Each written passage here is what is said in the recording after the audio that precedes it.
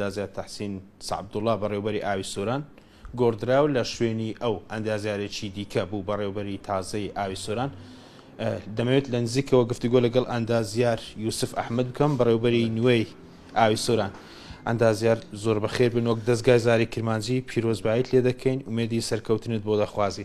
بەخێر هاتنی کەرانە جوانەکەدان دەکەین، بەخێر بێن سەرچەوە سەرسەرە. وەک بەڕێوەبەرێکی تازە دیاردەی زێدەڕۆیی لە سەر تۆڕەکانی ئاو بوونی هەیە لە تەواوی قەزان لە حێکانی داری سەربەخۆ سۆران. جەنابەت بەڕێوەبەری تازەی پلانت چییە بۆ ڕێگریکردن لەم دیاردەیە؟ بەڵێ بۆ ڕابەرۆبوونەوەی ئەم دیاردەیە بەڕاستی سەرەتا لە پەرەردەوە دەست پێ دەکات تاواکو سزای یاسایی بوو سەرپێچیکاران بە شێوەیەک کە هەر لە منداڵیەوە قوتابی دەبێت فێری ڕێزگرتن لە ئەو بێت و بە فیرۆڵانی ئەو بەکارێکی نزم لە قەلەم بدرێت کە ئەمەش ئەرکی دایک و باوکانە و قوتابخانە و زانکان و مامۆستایانی ئاینی و لاینەکانی ڕشنبیری و دەزەکانی ڕاگەاندنە و بەڕاستی دەکرێت ئەمە چەندین توێژنەوەی زانستی لەسەر ئاستی زانکۆکان بۆ بکرێت بۆ کەمکردنەوە و نەهێشتنی ڕۆحی زێدەڕۆیی لە ناو هاوڵاتیاندا. ڕێگای دووەم سزای یاساییە کە بەپێی یاسای ژمارە 4 ساڵی 2021 بەناوی یاسای پاراستنی پرۆژە و تۆڕەکانی ئاو ئاوەڕۆ لە هەرێمی کوردستان کە چەندین مادەی سزایی تێدایە و بۆ سەرپێچیکاران لەسەر تۆڕەکانی ئاو ئەگەر کەسێک زێدەڕۆی بکاتە سەر ئاو تۆڕی ئاو ئیجرعاتەکان پێبژاردنیشی تێدا پێبژاردنیشی تێدایە بەپێی سایزی بۆڕیەکان لە حەجمی گچکەوە دەست پێکات هەتا سایزی گەورە سەرپێچیکار دەبێت تاوانی ساز خۆی بدات. دەمەوێت گفتوگۆ لەسەر وەش بکەم پرۆسەی تانکەرین لە سنووری داری سەربەخۆ سۆران بوونی هەبوو لە ئێستادا ئەم دیاردەیە ماوە و بۆ بنەبەرکردنی ئەم دیاردەیە پلانتان چی دەبێت؟ بە خۆشحاڵیەوە ئێستا پێشتر پرۆسەی تانکەرین هەبووە، ئێستا پرۆژەی چارەسەری تانکەرین هەیە کە هەوڵ دەدات پرۆژە و تەرکیز بخاتە سەر ئەو شوێنەی کە پرۆسەی تانکەرین هەیە پرۆژە و پرۆژەی نوێ لە وەکو حەوزی ئاو وەکو تۆڕەکانی ئاو بۆ ئەندامێکم بکاتن کە بە خۆشحاڵیەوە پێشی هەفتەیەک یەک لە پرۆژەکان کۆتاییان پێهات و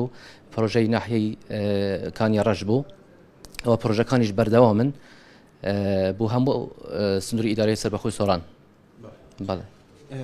لە وەرزی دابارین و بارانبارین وەک بەشێک لە هاوڵاتیان گلێلەوە ئەکەن کە ئاویان لێڵ دەبێت شێلوو دەبێت بۆ بنەبەرکردنی ئەم ئاوە و بەشێک لە هاوڵاتیان پێیان وایە ئێم ئاوە شیاوی خواردنەوە نییە وەک بەڕێوەبەری ئاو ئەم ئاوە دەشێ بخورێتەوە پلانتان چییە بۆ فلتەرکردنی ئاو؟ ئێمە وەکو بەڕێوەبەری ئاوی سۆران بەشی کۆنتڕۆلی جۆڕیمان هەیە کە بەردەوام بە هەماهەنگی لەگەڵ وەزارەتی تەندروستی تست لە سەمپەرەکانی جوراو جۆر لە هەموو سنووری ئیدارەی سەربەخۆ سۆران وەردەگرێت و ماگانە متابعی دەکەن لە هەر شوێنێک ئاوی خواردنەوە بۆ شێوە نەبێت پێداچوونەوە پێدەکات لە نەبوونی کلۆر یاخود مەسەڵەن پیسبوونی سەرچاوی ئەوەکە هەروەها وەکو پێشینەی ئەرکی خۆمان وەکو بەڕێوەبەرێکی نوێ ئێمە لە دەڕشتنی ماستەرپلانێکی نوێین بۆ سنووری ئیدارەی سەربەخۆی سۆران بە هەماهەنگی لەگەڵ زانکۆی سۆران و هەموو پسپۆرانی ئەکادمی لە بواری ئاودا و لە بواری جیۆلۆجی کە ئێستا قۆناغی سەرەتایی بڕیوە و لە قۆناغی مناقشەدایە و تەتەوەری پێدەکرێت. دوایین پرسیارم دەمەوێت ئەوە بیت